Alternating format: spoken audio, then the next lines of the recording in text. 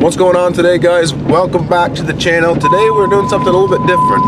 We're going to be showing you how to make pigeon silhouette decoys. But I didn't get much filming of actually cutting the silhouettes out because it was so late at night and the idea just got in my head and I needed to do it right off. But right now what we're doing is heading to the store, the hardware store, to pick up some spray paint. I'm going to be making a video as well, hunting over these silhouette decoys to see if they actually work. I'm hoping they do, but I'll show you the material once I get back to the house of what I made it out of. Alright guys, so somewhere along the line of this video, my camera got screwed up and I lost almost all the footage, but I'm not going to completely throw away this video because I think it will help some of you make these decoys. So basically what I'm going to do is give you a quick rundown of what I did to actually make these decoys. So I had this vinyl stuff and I got it for free. So you can see what it looks like. It's the same stuff that silhouette decoys are actually made out of, except the only difference is this is clear. Silhouette decoys are actually made of the white stuff, which doesn't really make a difference. So I found a pigeon on Google that I just searched an image of a pigeon on Google and found one that I liked, and then what I did was I freehand traced out that stencil. But if you're not good at hand drawing or freehand drawing, then what you can do is just print off a larger image off Google and like blow it up and do it that way, or you can get a stencil, I'm sure, right on Google as well. So what I did was I made these cutouts, and then you can see how this one's running, all the lines are running horizontal. Well, that was the stencil and I kind of screwed it up. The lines in the corrugated plastic vinyl-y stuff should be running this way, so you can stick a stake through them. But this, you know, you live and learn. I can still do it this way. I just have to drill through and actually make some new holes. So I actually made like 23 cutouts out of that one piece of vinyl I had, which I got for free, so zero cost there. So what I did for the stake setup to actually hold these decoys upright like this is I took some of this fencing wire. I'm not sure what gauge it is. It is 17 gauge fencing wire, and it's kind of rigid. You can bend it, you know, you can do whatever you want with it really. But what I actually did was made these like little staple looking things. And this allowed me to actually poke these down through this. I'm not sure if I'm going to be able to do it on this because... Alright guys, so I finally got this thing pushed through. If you do it the proper way, it's not that hard. But at least I don't have to worry about this thing ever coming out. Should be good. I like to leave it a little bit, little gap like that. That way there you can fit a carabiner through, and you can actually hook all your decoys together. So once you get this part done here, you're gonna actually want to hit it with some spray paint now. And what I did for the base coat to give it that like gray, pigeony,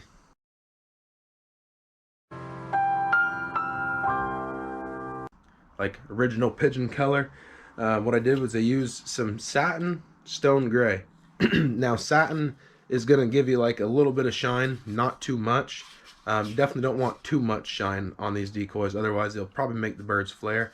But you can see that's what that color looks like, and I'm actually out of that color because I used it on all the other pigeons. So we're gonna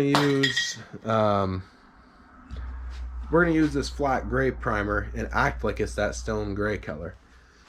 So basically what I did was I hung all these up on a wire, stretched it across my shed, and then I just went through and painted every one of these.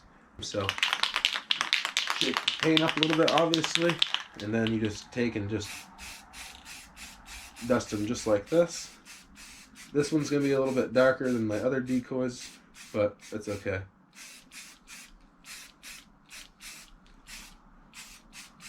I mean, all pigeons are different colors anyways, so you could literally paint every single pigeon different and it wouldn't matter at all. So when you paint one side, you could actually almost get away with leaving this side bare, but I'm painting it just for good measures. You want to make sure your stuff is good and clean, that way it won't flake off or anything.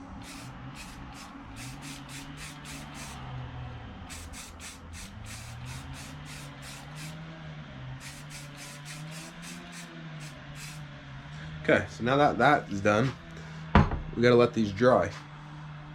So we're gonna let this dry until it becomes semi-tacky or dry, whatever one comes first, really.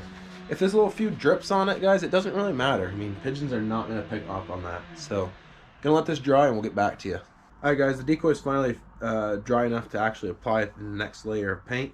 So what we're gonna do now, well, what I did on the other decoys, I can't do it on this one because I don't have the proper colors. But I actually took this, where is it?